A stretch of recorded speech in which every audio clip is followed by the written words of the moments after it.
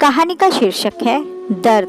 50 वर्षीय राजेश बाबू ने सुबह सुबह करवट ली और हमेशा की तरह अपनी पत्नी मीता को चाय बनाने को कहा और फिर रजाई ढककर करवट ले ली। कुछ पल उन्होंने इंतजार की, पर कोई हलचल न होने पर उन्होंने दोबारा आवाज दी। ऐसा कभी भी नहीं हुआ था, इसलिए राजेश बाबू ने लाइट जलाई और मीता को हिलाया, पर कोई हलचल न होने पर न जाने वो घबरा से गए। रजाई हटाई तो मीता निढाल सी एक और पड़ी थी। न जाने रात ही रात में क्या हो गया। अचानक मीता का इस तरह से उनकी जिंदगी से हमेशा हमेशा के लिए चले जाना असहनीय था। धीरे धीरे जैसे पता चलता रहा, लोग इकट्ठे होते रहे और उसका अंतिम संस्कार कर दिया। एक हफ्ता किस तरह बीता उन्हें कुछ याद ही नहीं। उनका एक ही बेटा था जो कि अमेरिका रहता था। पढ़ाई के बाद वही नौकरी कर ली थी। बेटा आकर जाने की भी तैयारी कर रहा था। उसने अपने पापा को भी साथ चलने को कहा और वो तैयार भी हो गए, पर मीता की याद को अपने दिल से लगा लिया था। अब उन्हें हर बात में उसकी अच्छाई ही नज़र आने लगी।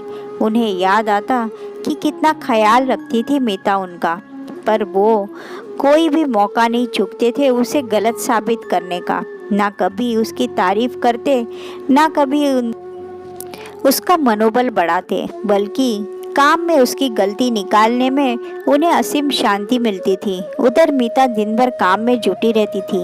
एक बार जब काम वाली बाई 2 महीने की छुट्टी पर गई थी, तब भी मीता इतने मज़े से सारा काम बिना किसी दर्द और शिकन के आराम से गुनगुनाते हुए किया, जबकि कोई दूसरी महिला होती तो अशांत हो जाती। दिन रात राजेश बाबू उनकी यादों के सहारे जीने लगे। काश वह तब उसकी कीमत जान पाते, काश वो तब उसकी प्रशंसा कर पाते, काश। पर अब बहुत देर हो चुकी थी। आज राजेश अमेरिका जाने के लिए सामान पैक कर रहे थे।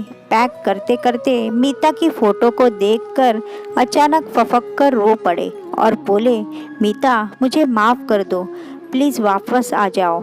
मैं तुम्हारे बिना कुछ नहीं हूँ। आज जान गया हूँ कि मैं तुमसे कितना कितना प्यार करता हूँ।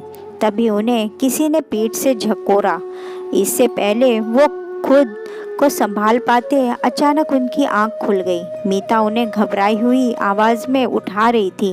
वो सब सपना था। एक बार तो उन्हें विश्वास ही नहीं हुआ, पर दूसरे पल उन्होंने मीता का हाथ अपने हाथों में ले लिया, पर आंखों से आंसू लगातार बहे जा रहे थे। बस एक ही बात कह पाए, I love you Meeta, I love you. और मीता नम हुई आंखों से अपलक राजेश को ही देखे जा रही थी।